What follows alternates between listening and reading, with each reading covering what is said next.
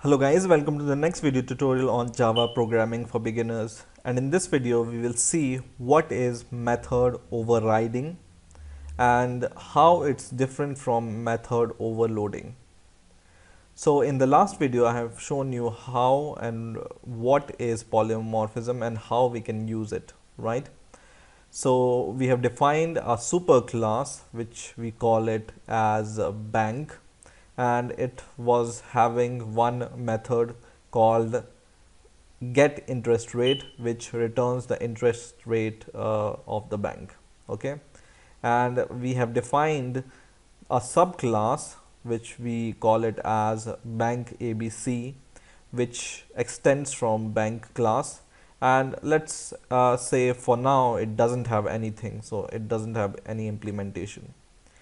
And now whenever we create the instance or the object of class ABC using the reference of bank ABC, or using the reference of bank class, which is our superclass, then what happens? Let's see. So it returns you 0, right? Because here in the superclass it has the method get interest rate, and which returns 0, and here there is no implementation of get interest rate, right? So whenever we define a reference which points to the object of the subclass, which in our case this is bank ABC, and when we call this get interest rate function, it refers to this function which is in the superclass, right? Now, for example, we introduce a function which has the same name and same return type and same number of arguments as in base or superclass. Okay, so I have the same implementation in my subclass also. The only difference is it's returning 5 and our superclass was returning 0 interest. Okay, and now earlier the interest rate returns was 0, and now when we run the program it returns 5, and this phenomena is called method overriding. And method overriding is nothing but the changing of the implementation of the method. Okay, so earlier the method which we were using for getting the interest was this one, get interest rate from the base class. But as soon as we introduce a new method in a subclass which is same and it's returning different interest rate, and we define the object of the subclass as a reference, then you see it's returning 5, right?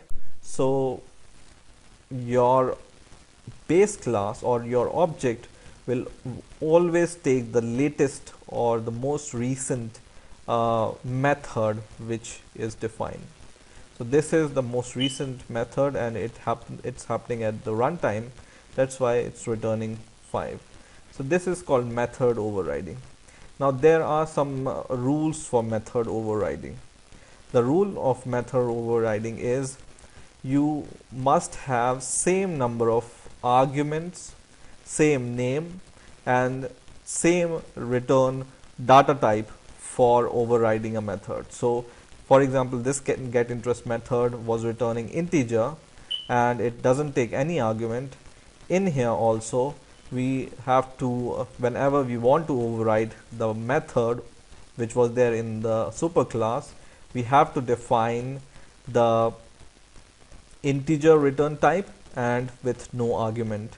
If we do it something like this, int for example this thing, this will be called method overloading, and this will not be called method overriding. So this takes us to what is the difference between method overloading and method overriding, right? So generally method overloading we use in a same class, right?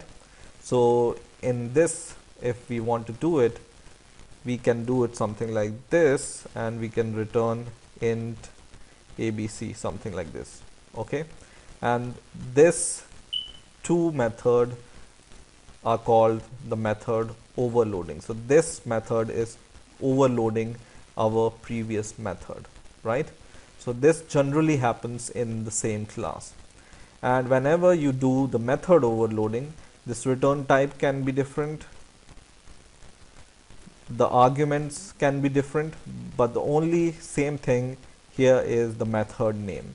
So in method overloading, only method name should be same, but you can change the return type or number of argument also. But in the method overriding, you cannot change the return type or the number of argument. Okay, so this is the main difference between method overloading and method overriding. So I hope you have understood the basic concept of method overriding and what is the difference between method overloading and method overriding. So that's it for this video. Please rate, comment and subscribe, and bye.